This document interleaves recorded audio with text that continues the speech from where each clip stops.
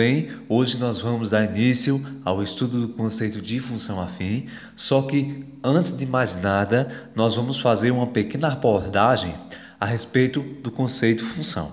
Então, nós vamos partir para a noção básica de função. Aí nós temos o seguinte, com relação à noção básica de função, nós temos que uma função, nós podemos considerar ela como sendo uma máquina de transformar números em outros números. Então é uma máquina, é como se fosse uma máquina que você coloca um número e ela pega esse número e transforma em outro número, tá bom? De forma bem prática e exemplificada, temos aqui um exemplo. Então eu tenho aqui a minha função, a minha máquina de transformar números em outros números. Essa função está definida por f de x igual a 3 vezes x. Aqui é um modelo de padrão de se expressar uma função, o f de x igual alguma coisa aí. Então, eu tenho a minha máquina de transformar números em outros números. Aqui, eu vou ter o conjunto de partida, os valores que eu vou colocar na máquina, e do outro lado eu vou ter o conjunto de chegada, que vai ser os valores resultantes após passarem por essa máquina.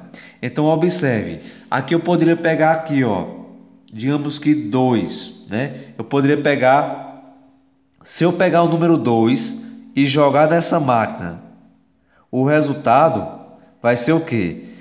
Observe, esse 2, ele está no conjunto de partida, ele está no domínio da minha função, ele representa o valor de x, tá bom? Então quer dizer que eu vou pegar esse 2 e vou jogar aqui nessa função. O que é que essa função vai fazer com esse 2? Observe que o 2 vai ocupar o lugar do x. Então, vou pegar essa função e vou trocar o x por 2. Então, essa função vai pegar o 2 e multiplicar por 3. 3 vezes 2, 6.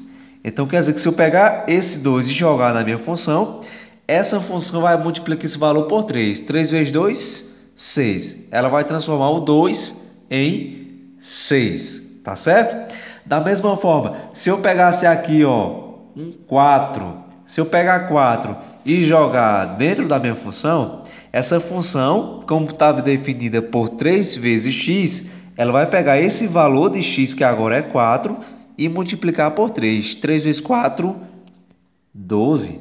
Então, observe, o 2 eu joguei na máquina, foi transformado em 6. O 4 nós jogamos na máquina e transformou em 12. Então, essa é a ideia básica de função. Ela vai pegar um número e transformar em outro número, tá bom? Nesse caso, o que aconteceu foi o triplo, Como a função é dada por f de x igual a 3x, então todo o valor de x que eu colocar aqui, que eu jogar dentro da máquina, vai ser multiplicado por 3. Por isso que, quando eu joguei o 2, 3 vezes 2 transformou em 6. Quando eu joguei o 4 na máquina, esse 4 foi multiplicado por 3, 3 vezes 4, 12. Essa é a ideia básica de função. Como eu falei, aqui é os valores de x, os valores que eu estou colocando, é os valores de x. E os valores que estão saindo é os valores de f de x, que é igual a y, f de x é a mesma coisa que y. Então aqui, no conjunto de partida eu vou ter o domínio, que é o x, os valores de x, e no conjunto de chegada que é os valores de y, eu vou ter a minha imagem. É muito importante você lembrar desses detalhes. Muito bem, agora vamos fazer a abordagem do conceito de função afim. Olha só, definição. Toda função f de reais em reais, definida por f de x igual a x mais b, com a e b reais e a diferente de zero, é denominada função polinomial do primeiro grau ou função afim. Essa é a nossa definição de uma função afim. De forma bem prática, gente, vamos abordar as informações mais importantes, o que você precisa saber. Olha só, a função afim é toda função escrita nesse formato, tá bom? Preste bastante atenção. Toda função que aparecer nesse formato, ela é uma função afim. Mas professor, por que a função afim é também chamada de função polinomial do primeiro grau? Porque o expoente da variável x é 1, né?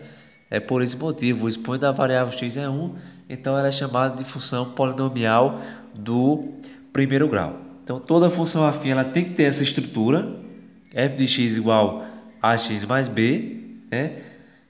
De modo que o número que acompanha o x é o meu coeficiente angular, e esse termo que aparece sozinho é o meu coeficiente linear. Então, uma observação bastante importante, gente. Esse f de x corresponde a y, tá bom? Esse f de x corresponde a y. Então, eu poderia muito bem pegar essa função aqui, afim, e escrever ela assim, ó, y igual a x mais b. Olha só, eu não sei se vocês se lembram, mas isso aqui a gente trabalhou no estudo da equação da reta, né? Basicamente no estudo da equação da reta. É bem semelhante, é praticamente a mesma ideia, tá bom? No estudo da equação da reta, onde a gente viu que o a no caso, na equação da reta, a gente tinha um m no lugar do a, e no lugar do b, a gente tinha um n, mas é a mesma ideia, a equação da reta aqui, né? Que a gente pode associar a uma função afim. E por que a gente pode fazer isso? Porque o gráfico da função afim é uma reta, tá bom? Por esse motivo. Muito bem, vamos aqui para alguns exemplos. Eu tenho aí, o primeiro exemplo, eu tenho uma função afim, f de x igual a 3x mais 5. Então, no primeiro exemplo, quem é o coeficiente angular? Quem vai ser o a? O coeficiente angular é o valor que acompanha o x, né?